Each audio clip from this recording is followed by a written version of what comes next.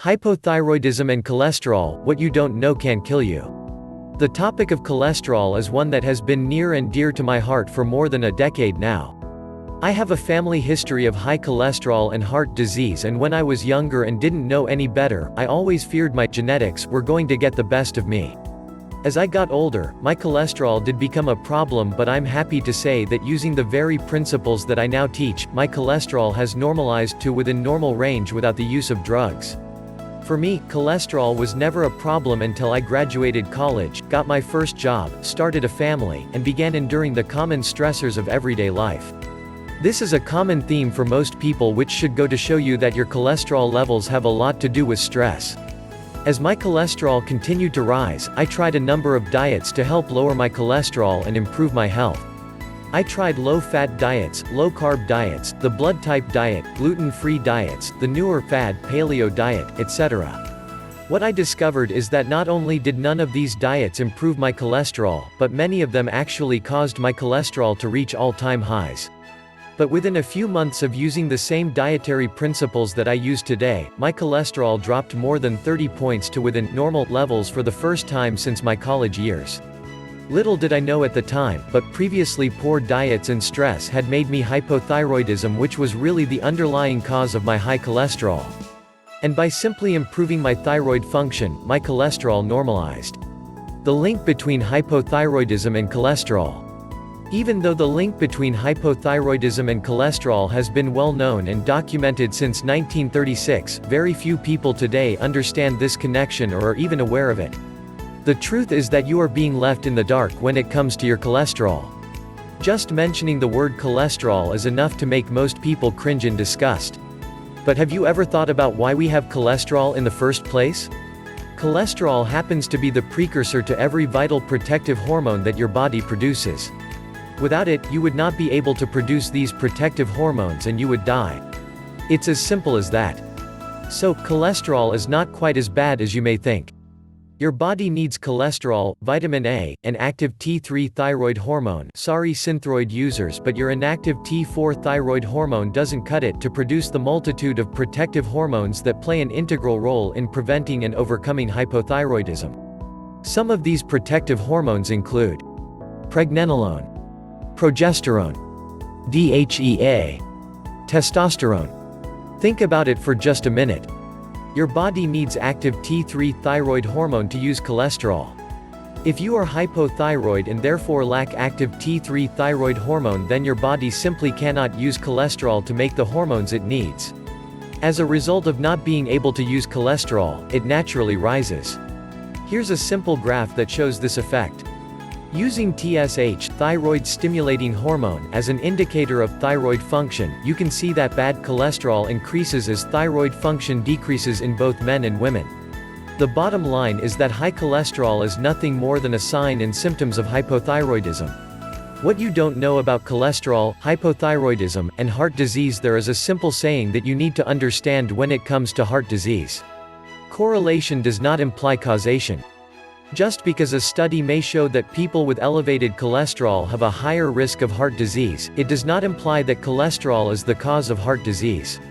I just explained how hypothyroidism is the underlying cause of high cholesterol, so it's sufficient to say that hypothyroidism is also the true underlying cause of heart disease. High cholesterol is nothing more than a symptom of the real problem. Using cholesterol-lower drugs or even suppressing your cholesterol through diet does not solve the underlying problem of hypothyroidism. It only makes matters worse, because as you suppress cholesterol, you further suppress your body's ability to produce those vital protective hormones that you desperately need to survive.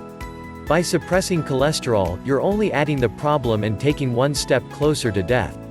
This is why so many men at high risk of heart disease suffer from low testosterone and many associated symptoms, including fatigue and low energy, loss of libido, erectile dysfunction, excessive muscle wasting, inability to handle stress.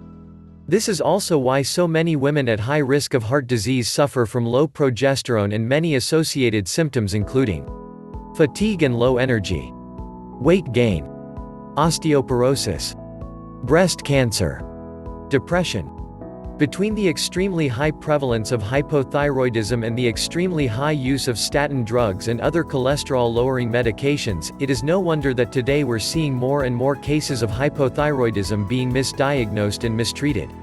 Cases such as the one below reported in the Annals of Internal Medicine are becoming a common-day occurrence. Hypothyroidism misdiagnosed as statin intolerance.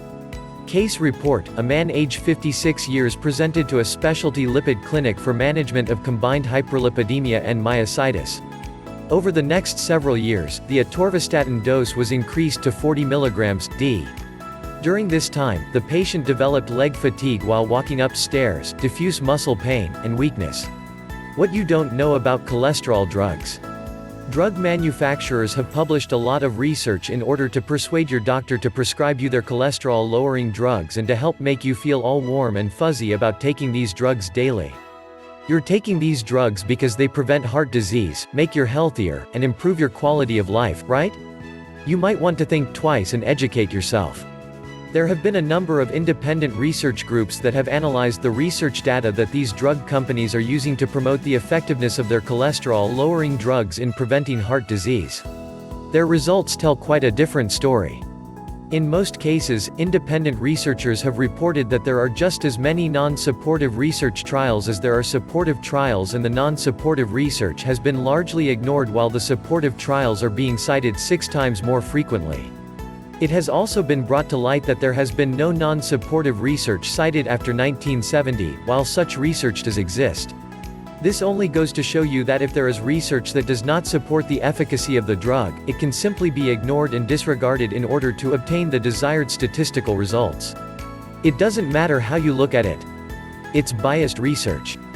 Because of independent research, there is now evidence that statin drugs do not prevent heart disease, and some even showed that they actually worsen your risk. Below are just a couple of studies showing this. Statins for primary prevention: at what coronary risk is safety assured? Results: the regression line describing the relationship between mortality benefit and risk suggests that statin use could be associated with an increase in mortality of 1% in 10 years. This would be sufficiently large to negate statins' beneficial effect on CHD mortality in patients with a CHD event risk less than 13% over 10 years.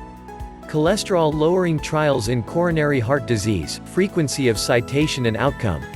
Conclusions: lowering serum cholesterol concentrations does not reduce mortality and is unlikely to prevent coronary heart disease. Claims of the opposite are based on preferential citation of supportive trials. Risks associated with low cholesterol.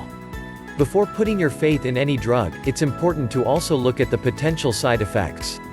In most cases, using a drug to avoid one health problem only exposes you to an increased risk of developing a number of other health problems. Statin drugs in particular have been linked to an increased risk of progressive muscle disease, diabetes, liver damage, digestive problems, immunological disorders, memory loss, Lou Gehrig's disease. Maybe you're a betting man or woman and you're willing to take the risk of developing any of these other health issues, and you truly believe that cholesterol-lowering drugs are saving your life. Maybe you're of the mindset that whatever doesn't kill you will only make you stronger? Maybe you still believe that the lower your cholesterol the better? Here's some more research for you.